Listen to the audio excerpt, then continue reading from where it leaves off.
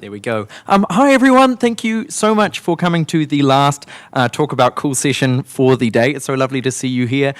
This is a real privilege and a real honor because we've got 6 event and conference industry experts who are going to share their expertise with you here today. Now, the rules are as follows. Each expert has 6 minutes, up to 6 minutes, to give up to 6 tips about the industry and what they know about it. So that was up to. Okay, everyone? Do you get that?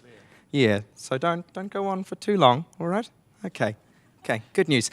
Also, at the end, guys, if there's anything that you were curious about that you wanted to know, make sure you jot it down as people are talking because we're going to have a chance at the end to go through some questions, and I know you'll have some good ones. But we're going to kick off straight away without any further ado. Let's start with Jamie Wilson from Chameleon Collective. Let's go for it. Jamie Wilson.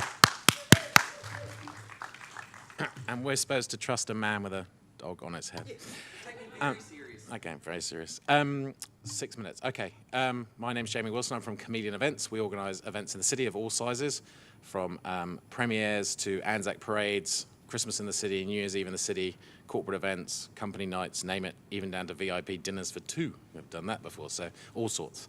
So here are my 6 points. One of the interesting things about the 6 points, to just let you know, is we've all done this we weren't allowed to confer with each other, so we've done it all independently, which then someone who moderated our slides says there's a couple of slides that are the same, which it's not a bad thing. I think that actually proves some points that we all feel across our different parts of the industry. So if you come across that, it's because we aren't allowed to see each other's slides. That was part of the process.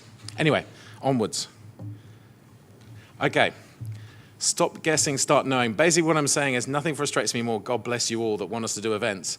When you ask me to come into your office, you chat and you say, yes, I want to do this, it's at this venue, we've got 1,000 people, we want to do this, this and this, and then you say to me, can you quote on that? That's a very long piece of string as to how much. I can give you gold-edged helicopter landing events, or I can give you a McDonald's meal in the box. So let's not mess around, let's just get to the point and indicate your budget parameters. I'm not saying you have to tell me exactly how much money you've got, but you can say it's about 10,000 or it's 20,000 or it's 100,000, because what you're actually trying to do is you're playing one off another and trying to find out who comes in cheapest and you go with that one. But the reality is I spend a lot of time trying to come up with the best I can for your money, and I will always do that. So why not just be upfront and indicate the rough price to start with? Okay, apps. Everyone's avid about event apps. Then you want, let's do hashtags. Oh, let's do a photo booth where it uploads immediately to your social media. Then why don't we do another uploady thing and another uploady thing? And of course, you all forget about the fact that everyone is uploading and using the Wi-Fi constantly for their own selfies and social media thing. And then what happens at your event? The Wi-Fi crashes and can't handle it. So don't launch an app, don't launch an online something or other at the event, or a registration online, or a voting online, all that stuff at your event, unless the event venue can handle the capacity of your work plus everyone else online doing their own Facebook and other social things. Never leave that till tomorrow, which can be done today. This is basically in reference to one point in your event, in our event time, when you're an event organizer. Don't leave anything to the morning of the event, because guaranteed the old proverbial will hit the fan and something else. When the client walks up and says, oh, I forgot can you just do and oh, we need this, and oh, I've totally changed my mind, and I want a purple decor now and not the orange decor that I asked for. So if you can, stay up late and finish everything you can the night before so you can go in clean, then you can have a nice cup of tea, hang out, de-stress and not worry, or deal with the problems that occur, but don't ever leave anything to the morning of the event. It's going to go wrong. Simple moments make great memories. So this is not expensive. You don't have to do something flash. I'm not saying the grandest thing, but the smallest thing to leave a memory. So when people leave your event, it makes your conference, your event, or whatever you're doing different from the maybe 4 or 5 other events or conferences they're going to that year.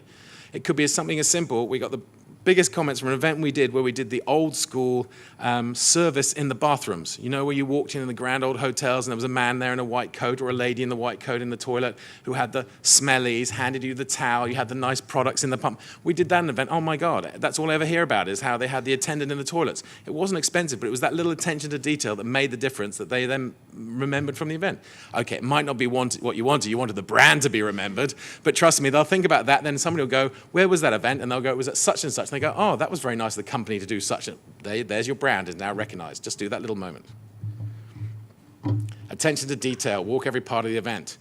So once you think you're all set up, take yourself outside the front doors and pretend you're a customer or a guest or whoever's coming to your event and do the walk. Walk in. Do the doors open properly? Is it clean and tidy? Are the cigarette butts removed outside? Walk in, is the carpet straight? Oh my God, they haven't emptied the bins. Oh no, that looks horrible. That sign isn't hanging straight. Just do the walk all the way through the event looking at a customer, not imagining you, from you looking at it, imagining the customer and what they see. Is it an easy process? Is the experience nice? Is everything set up properly? So do the walk every time. Oh, my last one, here we go. Looking for a job. Now, probably most of you aren't looking for a job, but I do this two sides. So if you are wanting to join the events industry, or you're on the receiving end of endless emails about joining the events industry, which I get every day, God bless them, and now that we have a myriad of schools and education establishments that like to have event courses, because apparently you can learn it all in a couple of months, I would say to them, I'm not hiring you straight out of your event course because you don't learn the reality. You've all watched the Hills program where those little girls on the Hills went to work for an event company, did 2 hours on the door signing people in, then got drunk at the party, and you all think that's what event management is about. It certainly is not. So I will always say to you, I will hire you once you've gone and volunteered or done some work experience. And I'm not doing that to be mean. I just want you to see if you actually like doing events. Because most of the time it's worrying about porta potties, rubbish bins, and other things, not worrying about the glamorous stuff. So go and volunteer, and it also gets you in the network of people who get to know you, who then will hire you for events. So go and volunteer, see if you enjoy it, because I ain't hiring you straight out of school.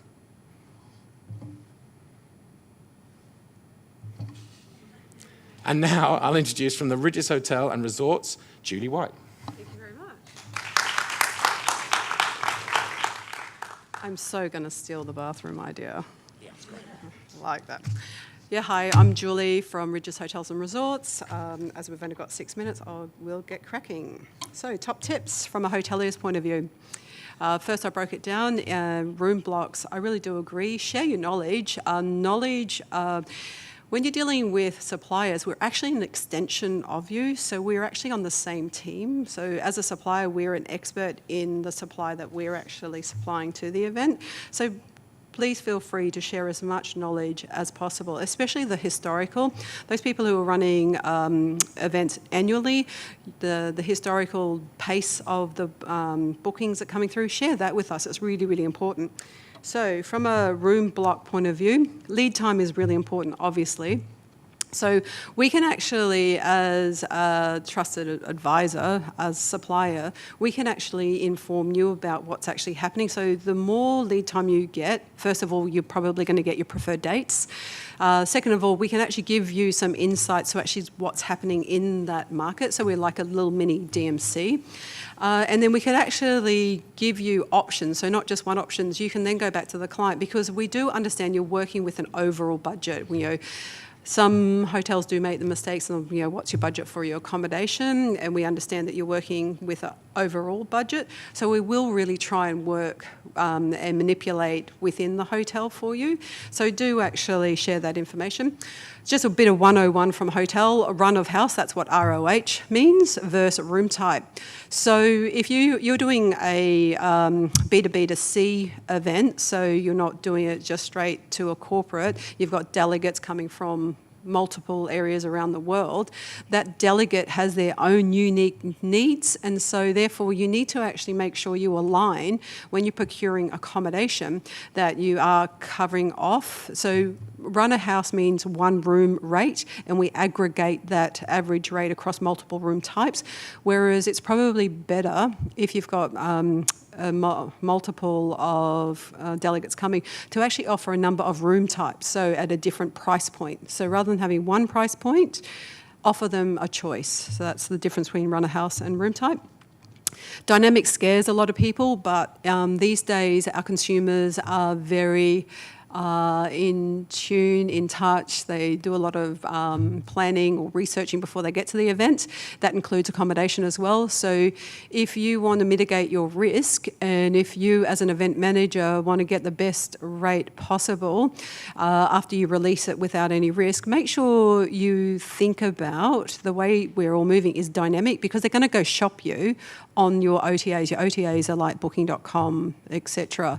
So you want to be able to show that you're buying best value. So you may actually want to now start considering buying dynamic rates. And so a dynamic rate could just be a flat discount off the lead-in room type.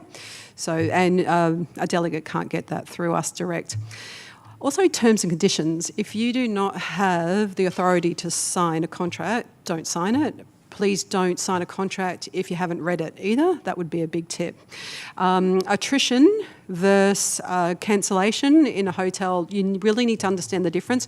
Attrition allows you to wash without any risk. So you might have 1,000 people coming into a city. So obviously we need to accommodate them, but you're not actually going to get all those 1,000 people booking accommodation through you. So you want to basically wash those rooms and give them back to the hotel. So we really want to work with you on that. So the tip is to make sure that you share the key milestones, like what's your early registration, historical, generally speaking, 40% register early. Generally speaking, we have 80% booking accommodation. So if you share those stats with us, we can wrap those around your terms and conditions, and it's really, really helpful, and it mitigates your risk. Versus cancellation is use it, lose it, or pay for it. So I hope that helps. Oh, so going back to that's why sometimes cheaper, you actually might think you've done a really good deal, but actually cheaper is not the actual solution sometimes. That was my point there. And I really like that photo. Okay, the other one is, this that has come up, I've seen a couple of, and as we said prior, that we're repeating quite a lot of the content here, but insider tips.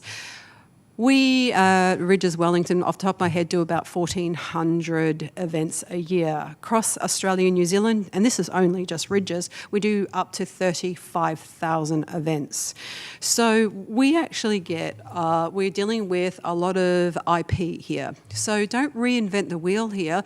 Sometimes you're so busy trying to, organise things. Maybe reach out to the suppliers and ask them, look, what works in your venue? What are the new trends? What are you seeing? What's the highest delegate engagement? What are these tips? And we're actually happy to share this with you. So that would be my other tip. And my last one is hotels versus venue. Basically, you're getting a one-stop shop. So the key things to look at here is that you've got accommodation solution, you've got your conference solution, and you've even got like off-site venue solutions all within one venue. So the benefit to you is that your buying power increases. Your benefit is that you don't have to actually more logistics like transport costs, etc., etc. And the other, I did make one more change to that was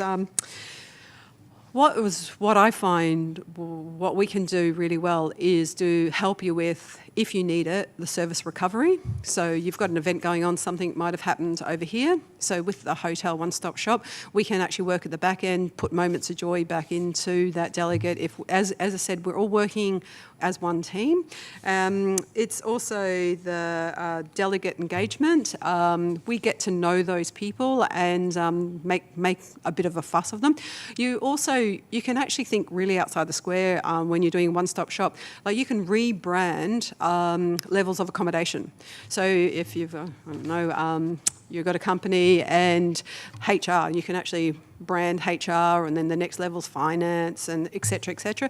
You can even get, your room keys. They're actually called VIN cards, bore you with the detail, but you can actually put your logos on them. So you can actually, from a branding point of view, the moment they start their experience, you're actually driving the message.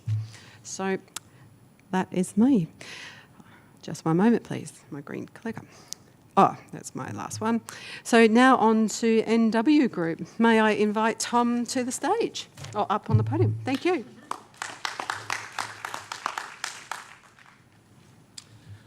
Good afternoon, everybody. I'm Tom O'Sullivan, and I'm here today representing NW Group. I know some of you may ask, what is NW Group? Is it a car manufacturer or a printing company, or it could be anything really, but it stands for Norwest Group, and we are an Australasian sort of technical provider. Here in New Zealand, it's formed of Oceania and Spyglass, which sort of maybe names you're familiar with, and those two companies, we sort of provide audio, visual, staging, lighting solutions for events. We're preferred technical suppliers here at the venues, including the TSB, Shed 6, Michael Fowler Centre, St James and Opera House, among sort of various work throughout the Wellington region. I started out as a technician myself, out of school, didn't really know what I was doing. I went into a little bit of retail, worked at Dick Smith Electronics for a while, trying to sell cameras. And I had a mate who was a technician. He said, hey, just come along and give it a shot. So I did. I gave it sort of a minimum 4-hour call. And it's surprising where, how far a little bit of common sense can get you. I didn't have any education on being a technician or, plugging systems in, but I just sort of slowly picked it up. So could I just maybe have a show of hands who's looking at getting into the world of AV or event management or hospitality? Wise choice. Oh, sorry. Wise choice, and maybe a show of hand of who's currently in the industry in some way, shape or form? Okay, cool, that's interesting. Well, I imagine a lot of you have sort of related to some key points that have popped up already, especially some that Jamie was making. I'll jump in and try and add my experiences. So number one would be to start early. I don't think you can start a conversation early enough in the piece. Even if it's just an introduction, getting to know yourself, a little bit of background, you share that communication and then you can sort of pick it up as you go along. The 5 W's, who, what, when, where and why is good place to start, just to get up and running. This is 101, so we don't really want to gloss over the basics in some of those early conversations. I think they're pretty important. I generally sort of go out with a project checklist, and it's not to patronise people. A lot of people in the industry know what they want and they've been doing it for a number of years, but I just don't think it's wise to skip over some of those really basic details. And you've also got to ask the difficult questions, I guess, at the early stage. So start early. Second tip would be to communicate, document and deliver. So be transparent with everybody involved in delivering your event. Quite often, if a change is made, then that can have a chain reaction, and if someone's not in on the loop, then it could, sort of drastically affect the outcome, especially from an AV point of view. We're installing systems that require quite precise measurements. For example, this projector needs to be 6.7 metres away from the truss in order to fill a 16:9 front pro stumple screen. So if the stage was to move or anything was to move in the room, then it's really helpful if we know. So I think it's wise to communicate and share the documentation. So supporting communication with documentation, floor plans. Some people will go to a meeting with a notepad and will jot ideas down. Other people can store that information in their head. But I think from an AV perspective, we really like to work on clear-cut, precise plans. We sort of spend a lot of time behind the scenes after dealing with clients on the front end, making calculations and having internal discussions so that when it comes to delivering, we're all on the same page and we can be as efficient as possible. The more efficient we are, the less the costs are overall for the client in terms of our labour output. So that's a key one from our perspective. In terms of delivery, I would recommend any event manager or anyone involved to get themselves together a James Bond-inspired Mary Poppins-endorsed events kit. As a technician, I was a tech for 4 or 5 years, and I found just having a toolkit jam-packed with loose ends, and I don't know if it's my Irish heritage, but I could sort of, just collate and hoard, and you blue tack, yep, bingo, post-it notes, there you go, an old CD, blank CD.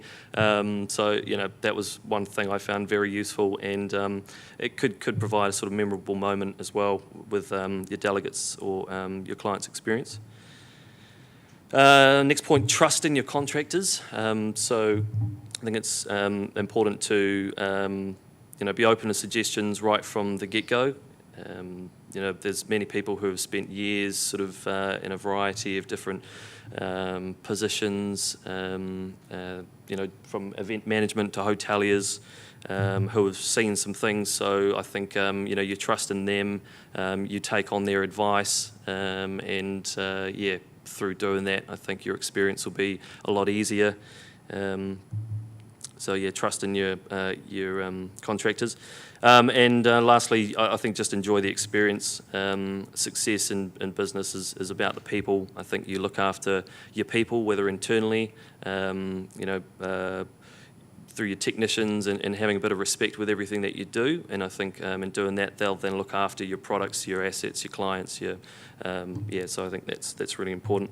Don't sweat the small stuff. I think I've lost a lot of nights of sleep, sitting there thinking, oh, is that going to work? Is that bit of tech? Is that pyro going to blast? But at the end of the day, majority of the time, it goes really, really well. And I think, why did I sort of, take so much stress? Looking too far into things. Don't sweat the small stuff. And now I'd like to introduce Ruth Pretty, Catering. Ruth. Hi, I'm Ruth from Ruth Pretty Catering, and thank you, Melanie, for asking me to be part of this panel. It's interesting, and I'll get... Oh, I've got to figure this out. Share the plan, and I think Jamie spoke about this a little bit, and that's a big part, similar to Jamie, like we custom make what we do, and so we really appreciate if people say to us, come and meet, we want to talk to you about an event, they fill us in, they make us feel as though they're wanting to have us because they're sharing information with us. But more importantly, as Jamie says, they just be frank about what the budget could possibly look like, because we do things, some people say to us, oh, we could never ask you because, you're the high market caterer. Well, I said to them, well, last month, like in Levin at the library, we did a served dinner for teenage boys who are aspiring rugby players, where they had All Blacks talking to them, and we did them dinner for $20 per guest to include absolutely everything. That's cheap, but then we managed to do that because we thought about it and we thought, well, what do young boys like? What have we got here on hand that we could use? We don't have to go and buy things. So I'm not hoping that any of you are going to do that to me, but what I'm saying is we do such a variety of things all the time, and we love having to custom make things. That's what makes it interesting. If we just gave you A, B or C, this price, this price, this price, it's so boring for us. No, it's not so boring, but it's no challenge. We love a challenge. Now, another thing I think that's come up a bit too, it's really amazing if event planners share their run sheet with us. It's like we like to be part of the run sheet. We like them to converse with us on the run sheet. And then sometimes it's difficult because we might know things that they don't know, like there's a small one, 600 people for a dinner. They might be on one end of TSB. Even 600 people at one end of TSB, it's going to take minimum of 20 minutes to get everybody seated. But if sometimes we've had the experience where we try and factor that in, and no one believes us, but it's true because everyone goes to the bathroom, everyone talks. People go outside for cigarettes, not so much now these days, but all that kind of thing. And as they get through the room of 600 people, they're stopping talking all the way. So 20 minutes would actually be a miracle if they all sat down, actually. That's quite amazing. So definitely we love to be consulted on the run sheet, but more than that, we love it if people believe us on the run sheet, because and then people say, oh, but you can't take that long to clear the tables because, we've got this, the entertainment starts at this time. Well, we know it takes that long to clear the tables. Do you want to do it, how can we do it different so it doesn't take that long, but no one ever wants to do it different, like leave the plates on the table or maybe have, all those things. So sometimes it's difficult, and I realise it's the whole thing about life really, isn't it? Everyone always has their own agenda, and I think that's what an event's about too, but I think if everyone listens to everyone else and all works out in a positive way. So things that are interesting about conferences to us, we do all sorts of, we have done many conferences over the years and all different sorts from different places, and what we do know that people love good food at conferences, because it's like, you're there for 3 days. If you're getting the same bad food, it's a long time to get bad food, isn't it? If you're getting lovely food and it's different every day, it's really great. And we do get great feedback where people say to us, oh, that's the best food I've ever had at a conference. How do you do food like that at a conference? probably, and just not being too long, being quick about it, I guess, one of the reasons why we can do great food at conferences is because, unlike many caterers, we cook at point of service, so we operate like a restaurant in a way. We do all our prep in Te Horo, where our big commercial kitchen is. We bring all our prep down chilled, and some of you, I know, on this bench here, will know we sometimes drive venues mad because we require so many ovens and so many deep fryers and so many barbecues and things, because we're cooking everything as it's going out, as it would be in a restaurant. So that's why the food always tastes great. Now, just thinking about food and people wanting good food, they just don't always want carbs. It's very difficult to kind of sell that one in too, because carbs always sound more interesting. And it's actually, in a way, sometimes if you think of all the bready things you can have for lunch at a conference, it's even like we have to keep thinking about it ourselves. No, don't put that in, that's another carb. So people do like to go away feeling good about what they've eaten. And just another thing that always kind of like, as you say, rips my nightie, people can go on about the budget for the food, and then all of a sudden when you get there, they've been on Pinterest, and there's lolly stations, and there's this and that station of all this sort of crap stuff, when they could have put all that crap stuff back into the budget for some decent food for the delegates, because anyone can go and buy sweets, can't you? I mean, I know people like sweets, but you can just go and buy sweets, can't you? Why not go to a conference where you have something great other than just lollies? Next thing, dietaries, as many of you in the room will know, dietaries are the new black. It's very fat. Dietaries seem like a fashion. We have a mantra in our kitchen, in our office. Ours is not to wonder why, ours is but to do or die. Because, of course, it's very easy in a catering company. You need to say, why the hell is that person, like, bloody hell, I've never heard of that one before. Well, we get it all. And sometimes it's like you can be very cynical about people who might be on the FODMAP or people who are on the paleo diet. Was anyone around when cavemen were to see what caveman ate? No. But anyway, it's a whole other story, isn't it? So and I'm only being cynical here because you're all in events and you probably sometimes feel the same. So I'm only just saying that to you now, but at work, where we say ours is not to wonder why, ours is but to do or die. And so what we're trying to do this year, and it's going to take us a while to do it because we're going to have to come up with some new methods of delivery in a way. We want to integrate special diets just into regular food, because it's got to that stage really where there is so much special diet food. And it's a bit like, I'm not going on, but a bit like waste management at a conference, like what bin do you put what in? It's like special diets are like that. We might go to all the trouble of making them, of getting it organised with sheets for which customer's having what, which guest is having what. Then we get to the end of the day and we say, bloody hell, we've still got 8 roasted mushrooms stuffed with white bean tapenade and macadamia crumble. Where do those people go? Because, of course, we can't find the people sometimes. It's really difficult. So we think if we get more integrated, then perhaps it would just be more like nature. The other thing is, too, we've come up with an idea. We do sometimes, particularly with conferences, we get people who have very strict diets. So it's really good if the event planner can say to us, look, this person has got some major illness or something along these lines. If we can get in touch with them ourselves just by email, and often what we will say is, well, rather than telling us what you can eat, just tell us rather than telling us what you can't eat, just tell us what you can eat. And so now we do this thing.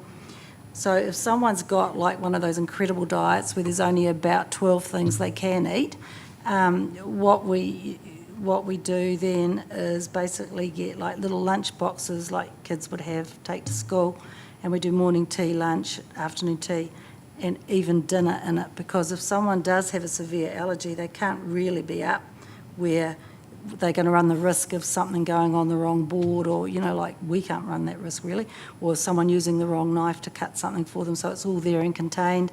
And then we give them the name of the person on our crew who they have to see to get their special little box. And it seems weird, but how can we do it any other way, really, to be 100% safe? So I'll get to the next one. I always think we're so lucky to be in Wellington, and I know everyone's saying, oh, we need a convention centre and all that kind of thing, and I guess we do. But even so, a lot of event planners don't think out of the square about Wellington. We don't just have to be in one place, it's all walking distance. And I'm doing the Pinot Noir conferences, I don't know how many times now, since 2001, every 3 years. That's a perfect example of how event planners, namely Melanie, have thought out of the square. So we use TSB and we use Shed 6, but we also use the Renoff Foyer, we also use Te Papa, we also use a marquee on Odlands Plaza.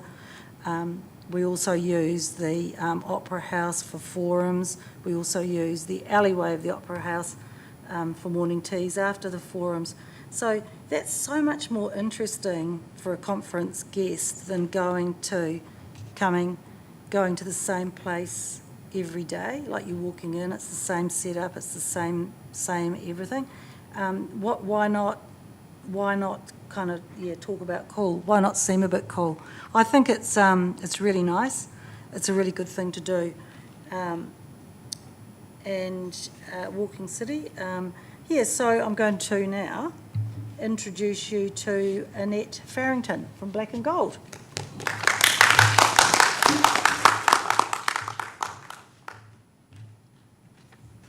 Hi everyone. So as Ruth said, my name's Annette Farrington and I head up Black and Gold Events, which is the events and catering arm of Wellington Hospitality Group, which probably anybody that's from Wellington is familiar with. So we have currently 3 dedicated conference and events venues, with a 4th one coming on board hopefully in August. And alongside that, we also sell into the bars and restaurants, which are listed by Wellington Hospitality Group. So we have 3 really dynamic venues.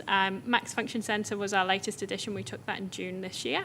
And we are currently upgrading some of the rooms in there and just giving that a bit more of a hospitality touch. And then we have the Basin Reserve, which is a really cool, exciting one, which is the venue itself. So we work on international events such as the cricket. And also, we've just renovated 2 rooms in there into the function centre. So we've updated both of those rooms as well, which we'll be selling now as conference venues. And then the final one is Port Nicholson Yacht Club down on Oriental Bay, which has Cohen's Restaurant just above it, which is one of our bars and restaurants. So I get to have the pleasure of working with most of the people on this couch, which is awesome. So I can honestly say everything that they've said in the last half an hour is 100% accurate, and you will have heard a lot of repetition, and if I sit and go through these or stand here and go through these slides, you'll hear probably the same again, and that is because all of us have been in the industry for a while now and have seen all this happen, and we are literally being as honest and as frank as we can with you. So I'll go through these quick because I'm quite conscious that we're running a little bit behind on time. So making the most of the space. So most of you will come to us, as say we've got 3 really unique venues. We know our venues really well. We've seen them in use for various different events, dinners, conferences, exhibitions, you name it, we've seen those spaces used. So we know them. We know the floor plans. We know what works in those venues. We've seen congestion points. Talk to us. Talk to us about what your plan is and let us help you through that space. Let us help you make the most of those areas. It's probably my first step. Making the most of the city. So we are here to help you. So most of you as event planners, especially on the bigger events, we're aware that you're not just running one part of a conference. You are dealing with Julie and her team, or maybe the Intercon team, or Holiday Inn, or whoever it might be. James Cook, Charlotte's up the back there. And so we're aware that you need lots of other things. So you've got accommodation, you might want to do speakers, you might want to get your delegates out for an experience at the zoo, whatever it might be. We've got contacts. So we're here in the city, and I've been here personally for about 4 years, but in that 4 years, as I say, I've got to know people on this couch. There's a number of you in the audience that I've worked with and dealt with over the past few years. We have suppliers, we have partners, we know other companies. We've got a knowledge of the city, so use us for that. Let us help you to make your event amazing and make the most of our city. As Ruth said, Wellington's an awesome space and it's an awesome city. So let us help you make the most of it. Ask our opinion. So we, as Black and Gold, we've grown a lot in the last 2 years, and we've taken on board a whole team of dedicated staff, most of which have got heaps of experience throughout the country. Personally, I've worked all over the world as well. We've got a team of dedicated professionals, both in food and beverage, but also in event planning as well. So use us, ask our opinion. We can help you. Again, we can help educate you. We can help point you in the right direction. We are here to help you. And your outcome for your client, your delegates, is our outcome. We want, as badly as you do, for your event to go absolutely as smoothly as it possibly can, because that event, that end product, that end experience, your client's journey from the minute they arrive in the hotel to the minute they finish the conference and are heading home on the flight home, we're part of that experience, and we want them to remember us as much as they've remembered that conference or anything that they learned at that conference. So honestly, we're here to help you. We're here to be your friend. We want the same outcome that you do, which is happy, comfortable, confident, ecstatic from the city that they've been in. We want them to go away and talk about Wellington and come back with their family or whatever at another point. We want that too. So ask our opinion. We do want the same outcome as you do. So I'll go on to the final one. Is knowing your client, and I think everybody on this panel has mentioned throughout this, share the information that you've got. Share the information that you know about your clients or your delegates, because the more we know about them, the more we can understand the goals that you're trying to achieve through your conference or through your event, and we can help you with that. So there may be things that you have missed, but if we know enough about your delegates, we can help you fill those gaps and make sure that you've ticked all those boxes. And I think 3 people have mentioned memorable moments and making it memorable. We want to help you deliver those wow moments, like we talked about the toilets right back at the beginning and those toilet attendants. We want to help you deliver those wow moments. So we can do that, but only if we really understand who it is that you're bringing through our doors. Otherwise, they're just another person coming for another meeting. But if we understand that they're really into tech, then we can help you do add-ins, or if they're a really sporty, healthy bunch, then we can diversify our menus, like Ruth mentioned, and give you some really healthy options at breaks and really deliver some wow moments. So the more you know about your client and the more you can share with us, the better we can make their experience. And now I'm going to pass over to Melanie from Avenues. Thank you. Okay, so I'm last. And I did get to moderate the slides, so this is a real challenge. I know, cheating. But I can't, so I'm really going to try and say a bit of new stuff, but it's just so amazing how we're all kind of, we know our stuff and we're saying a lot of similar things. So here goes. And do I know how to work this thing? Big green button? Yeah. Okay, so of course everybody in the world is an event manager. You must know that. I mean, if you've organised your 21st or someone else's, you're an event manager. So it's quite a challenging industry to work in sometimes because everyone is one of what we do. And so I say be the director of everything because I've never found the absolute quintessential event manager all wrapped up in one person. And so if you look at your strengths as an event manager and you make sure you're surrounded by people that where your weaknesses are their strengths. Also, their events have different phases. Sometimes you have to get quite bossy, and when you're leading into, say, major conferences or large events, you know, extracting information out of people, getting things within deadline, getting everything at the right place at the right time, it can become quite tense. So you tend to be a director of bossiness.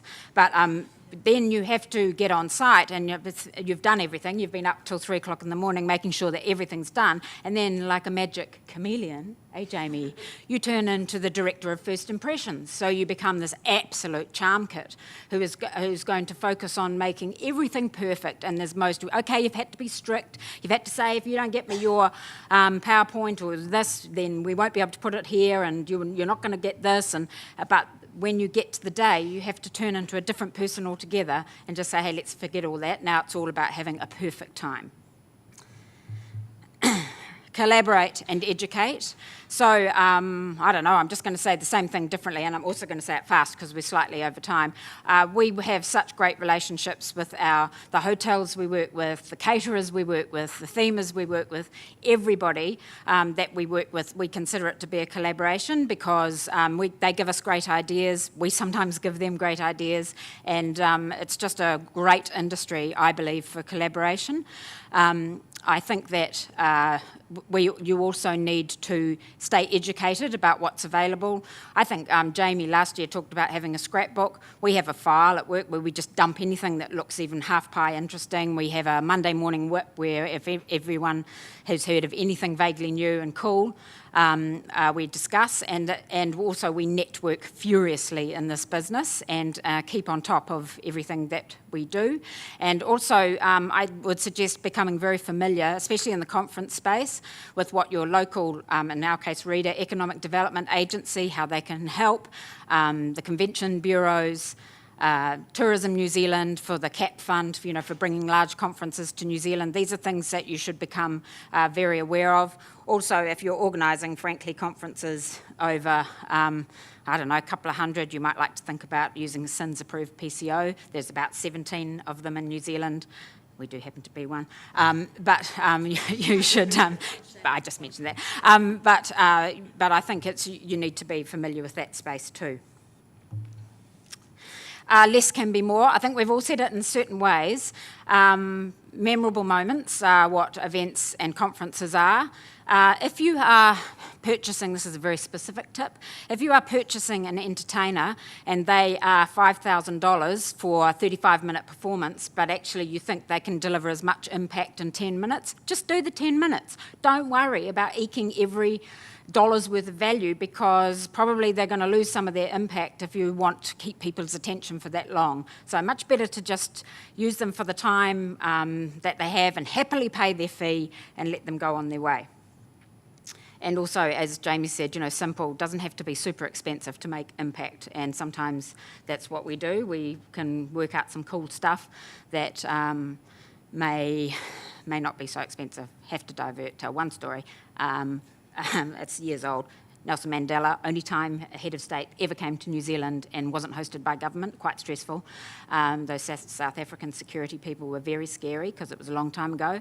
And anyway, we had no budget at all, and we got the Wellington East Girls Choir were doing as a sort of social studies exercise, had learnt the South African national anthem in Mr Mandela's dialect, and so we heard about it and we got them to come along and sing it a cappella. It almost broke protocol because we didn't have the Afrikaans bit joined on the beginning. We just had the new bit. And anyway, not a dry eye in the house, and I think we gave them $1,000 donation to their overseas trip, which they thought was a fortune, and it was probably the magic moment of the night. This is actually cryptic. I don't know if anyone would get this, but it was on our crossword clue today. Move fast, will it make your bed? Run sheets. We don't do anything. Everyone thinks a run sheet, or a lot of people think a run sheet is so that you know what happens on the day. I mean, by the time you get to the event, you so know what is going to happen on the day. But for us, the discipline of doing a run sheet means that we've probably covered everything.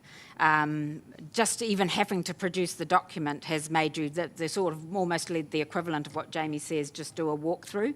And for us, when we have finished our run sheet, it's almost, not quite, but it's almost a bigger milestone than the event itself, because we can get the run sheets out and we kind of know we're ready.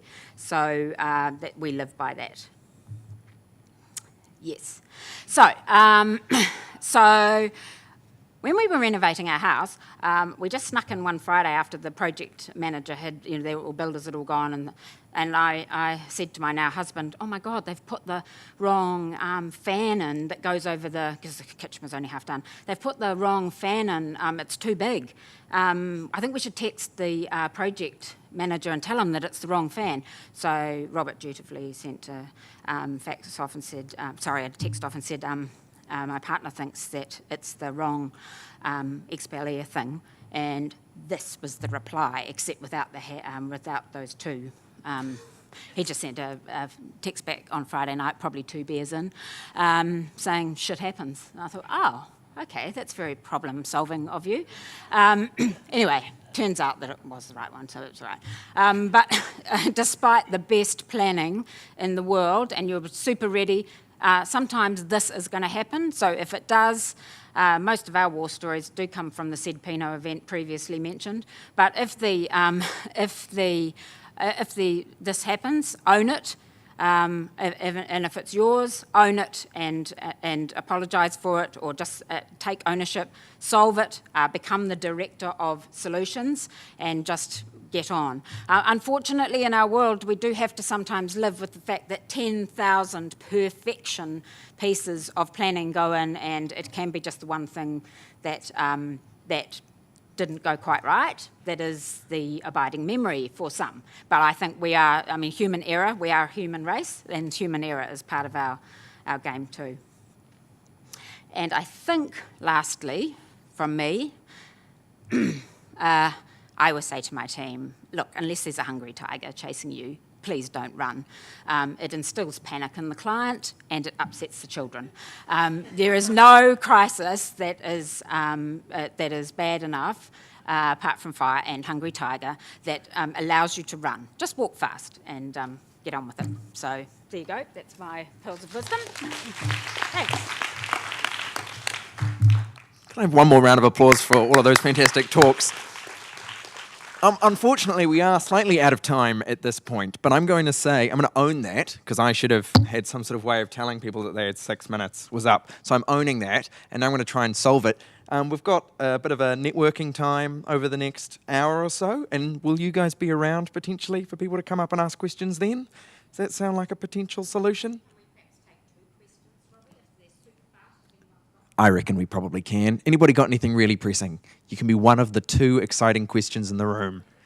Oh, I feel like someone's considering it, but the pressure of the 2 question situation has really turned you around. Anybody got any questions? Oh, well, we didn't even need to worry about the solution. Look at that. Makes things easy. Awesome. Thank you guys so much for coming, and another huge round of applause for these wonderful speakers. Thank you, guys.